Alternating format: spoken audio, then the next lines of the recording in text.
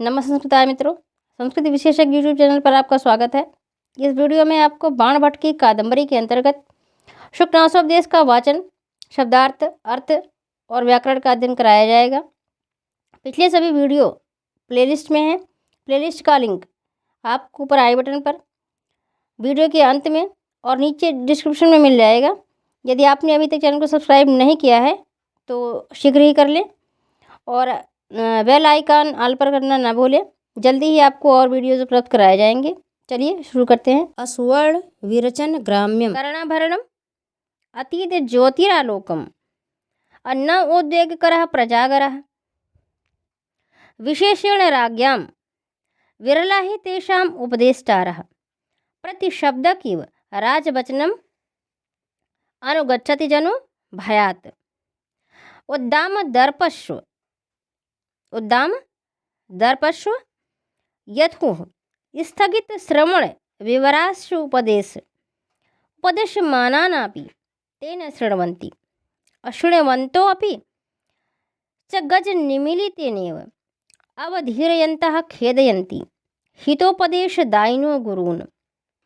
तो असुवर्ण विरचन ग्राम्यम, सुवर्ण क्या है? सोना है। असुवर्ण क्या है? जो सोना नहीं है। तो असुवर्ण विरचनम, स्वर्ण यहाँ स्वर्ण धातु से है। तो सोना एक क्रिया है, सोना एक धातु है। यहाँ आपका अभिप्राय धातु से है। तो सोने के बिना बनाया गया, अर्थात स्वर्ण धातु के बिना बनाया गया। सुवर्ण से विरचनम यस्मिन् तत् सुवर्ण विरचनम, और न सुवर्ण विरचनम, यही असुवर्ण विरचनम है। अग्राम्यम जो गंवारू नहीं है, ग्राम्यम जो ग्रामीण है। तो इस प्रकार जो है आगे और देख लेते हैं। तो ये सब में हो गया आपका नय तत्पुरुष। अतीत ज्योति है आलोक है, बिना ज्योति का प्रकाश। और विरला ही अर्थात दुर्लभ, तेषाम उपदेष्टारः विरला, उनको जो है उपदेश करने वाले, किसको? राजा को उपदेश करने वाले विरले होते हैं। उपदिश और तृच प्रत्यय हो गया है। प्रतिशब्दक इव अर्थात प्रतिध्वनि के समान। आवाज़ के बाद जो हमारी प्रतिध्वनि आती है, ठीक उसी के समान लोग जो है राजा का अनुसरण करते हैं। तो क्या है कि कानों का सोने के बिना निर्मित जो है वो अग्राम्य आभूषण है। और जो उपदेश है, उपदेश को ही बताते हैं कि कानों का जो है सोने के बिना निर्मित अग्राम्य आभूषण, अर्थात जो है विशिष्ट, आप कह सकते हैं कि जो स्वर्ण तो नहीं है परंतु स्वर्ण से भी विशिष्ट है और अग्राम्य भी है, अर्थात उसमें भद्दापन नहीं है, वो बहुत ही अच्छा है। तो ऐसा वो आभूषण है और ज्योतियों से बढ़कर प्रकाश है, ऐसा जागरण है। देखने में कोई ज्योति तो नहीं है परंतु जो ज्ञान की ज्योति है वो एक विशिष्ट प्रकाश लिए हुए है और जो थकान नहीं उत्पन्न करता। राजाओं के लिए तो इसका विशेष महत्व है। कहते हैं वो शुकनास, राजाओं के लिए महत्व क्यों विशेष हो गया? क्योंकि उनको उपदेश करने वाले विरले ही होते हैं। सभी लोग उन्हें कुछ कह नहीं पाते। बहुत से लोग तो भयवश नहीं करते। तो प्रजाजन तो भय के कारण राजा के वचन का प्रतिध्वनि के समान अनुगमन करते हैं, अर्थात जो राजा कहेंगे वही प्रजा कहते हैं कि हाँ सही है, चाहे वो गलत हो चाहे वो सही हो। तो भयवश लोग जो है राजा के वचन का अनुगमन करते हैं। प्रचंड दर्प रूपी श्वेतु रोग की सूजन के कारण, अर्थात श्वास रोग जो होता है, स्वस्थ जो श्वास का रोग है, श्वास रोग के सूजन के कारण उनके कानों के विवर जो है बंद होने से वे उपदेश दिए जाने पर भी सुनते नहीं हैं और सुनते रहने पर भी हाथी के समान नेत्रों को बंद कर अनादर दिखाते हुए उपदेश देने वाले गुरुजनों को खिन्न कर देते हैं। तो इस प्रकार प्रचंड जो है दर्प रूपी श्वेत रोग की सूजन के कारण उनके कानों के विवर जो है बंद हो जाते हैं और वो उपदेश किए जाने पर भी उसे सुनते नहीं, और अगर सुन भी लिए तो जो है नेत्रों को बंद करके, जैसे लगता है बिल्कुल कोई रिस्पेक्ट नहीं देते, अनादर दिखाते हुए जो है गुरुजनों को दुखी कर देते हैं कौन करता है? ये राजागण करते हैं। तो इसीलिए वो चंद्रापीठ को पहले से ही सारी बातें बता दे रहे हैं ताकि वो आगे चलकर ऐसा कुछ ना करे, वो सबको जो है संतुष्ट रखे। फिर आगे कहते हैं कि अहंकार दाह जोर मूर्छांधकारिता बिहबला ही राज प्रकृति और अलिकाभिमानोन्मादकारिणी धनानी राज्य विश्व विकार तंद्रा प्रदा राजलक्ष्मी आलोकयतु तावत् कल्याणाभिनिवेशो लक्ष्मीमेव प्रथम इयं हि सुभट खड्ग मंडलोत्पल विभ्रम भ्रमरी लक्ष्मी क्षीर सागरात उद्गता। तो आगे वो बताते हैं कि बताते हैं फिर लक्ष्मी के बारे में ही आगे जो दोष हैं वो बताते चलते हैं। तो इस प्रकार वो कहते हैं राजाओं की प्रकृति राज्ञाम प्रकृति है, राज प्रकृति हो गई, तो ये षष्ठी हो गया। यहाँ राजलक्ष्मी जो है वो राज्य की प्रभुता और धन संपत्ति जो है वो राजलक्ष्मी है। तो राज्य लक्ष्मी जो है ये राज्य लक्ष्मी है और राज्ञाम प्रकृति जो है वो राज प्रकृति है। और राज्य विष विकार तंद्रा प्रदा, तो राज्य रूपी विष के विकार से उत्पन्न तंद्रा देने वाली होती है। तो इस प्रकार जो है सबसे पहले इसमें जो है राजलक्ष्मी का ही नाम आता है। तो ये जो राजलक्ष्मी है उन्हीं के बारे में बताते हैं। उद्गता शब्द जो आया है इसमें उद उपसर्ग है, गम धातु, अक्त और टाप दो प्रत्यय हैं। अब स्त्रीलिंग में जहाँ भी आप लगाएंगे वहाँ टाप प्रत्यय जरूर लगाना पड़ता है और 2-3 प्रत्यय और आते हैं, लेकिन अब ये उद्गता में आपका टाप है। तो राजाओं की प्रकृति जो है वो अहंकार रूपी दाहजोर की मूर्छा से अज्ञान के अंधकार से भरी हुई और व्याकुल होती है। उनके धन मिथ्याभिमान का उन्माद करते हैं।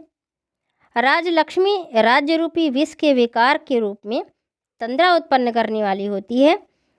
कल्याण की चाह करने वाले आप पहले लक्ष्मी को ही देखें। श्रेष्ठ वीरों की तलवार रूपी कमलों के वन में विहार करने वाली भ्रमरी रूपी लक्ष्मी क्षीर सागर से निकली हैं। अब ये नीचे का पैसेज बहुत ही इम्पॉर्टेंट है। इसमें लक्ष्मी की सब विशेषताओं के बारे में बताया गया है कि इनकी क्या क्या क्वालिटीज़ हैं, और ये पैसेज बहुत ही इम्पॉर्टेंट है आपका। बहुत से क्वेश्चन इसमें से बनते हैं, तो पहले तो आप इसको डिटेल में समझ लिए, इसका वाचन, इसका अर्थ, फिर बाद में आपको बहुत जानकारी इसकी मिलेगी, कई क्वेश्चन बताए जाएंगे। पारिजात पल्लवेभ्यो और रागम, इन्होंने कहाँ से क्या किया लक्ष्मी से, ये सारी चीज़ें इसमें हैं।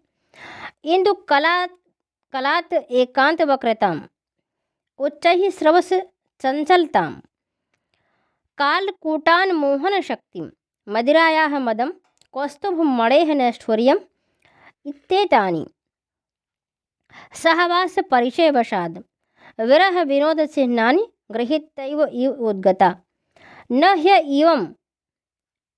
ही एवं विधम और अपरिचितम ही है जगति किंचिदस्ति यथा इयम अनार्या लब्धापि खलु दुखेन परिपाल्यते दृढ़ गुढ़ संदान निस्पंदीकृतापि नश्यति।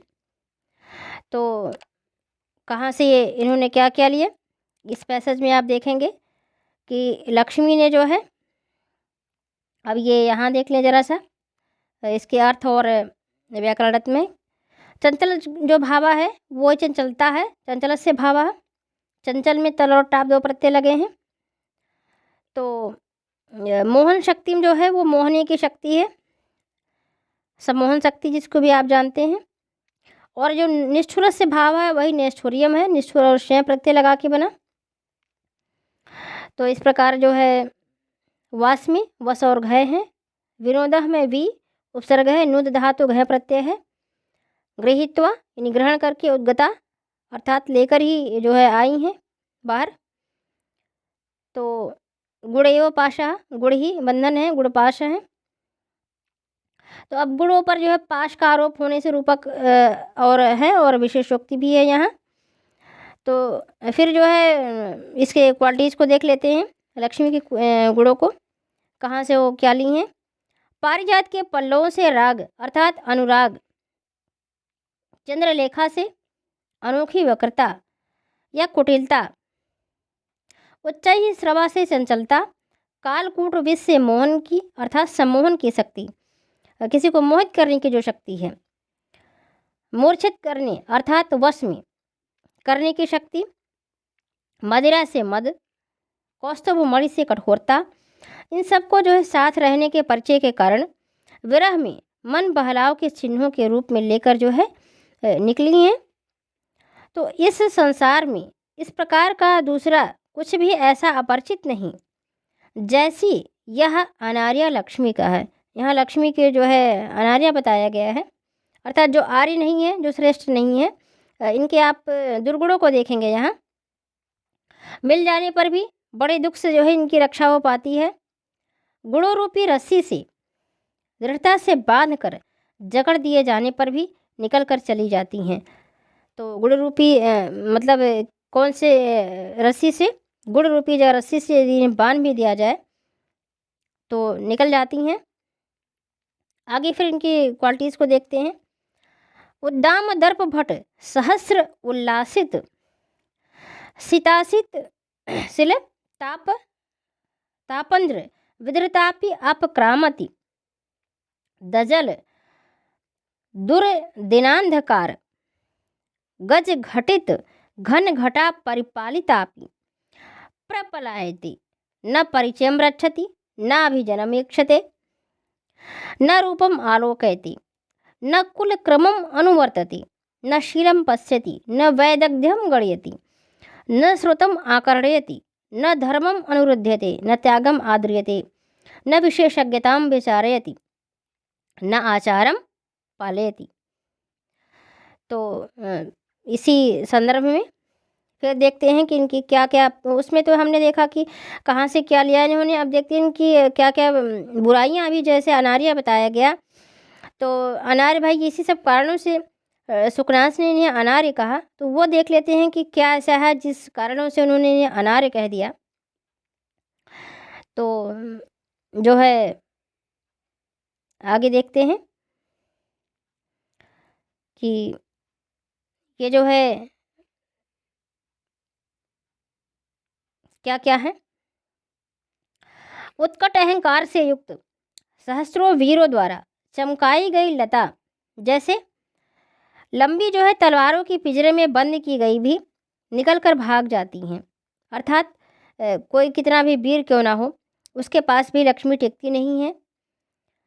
और मदजल की वृष्टि के अंधकार में हाथियों की जो घनी पंक्ति द्वारा है निगरानी किए जाने पर भी पलायन कर जाती हैं। आधार तब पर भी ये चली जाती हैं, भले चाहे हाथी से जो है कोई अपने घर पे बांधे हो, पर लक्ष्मी वहाँ टिकती नहीं है।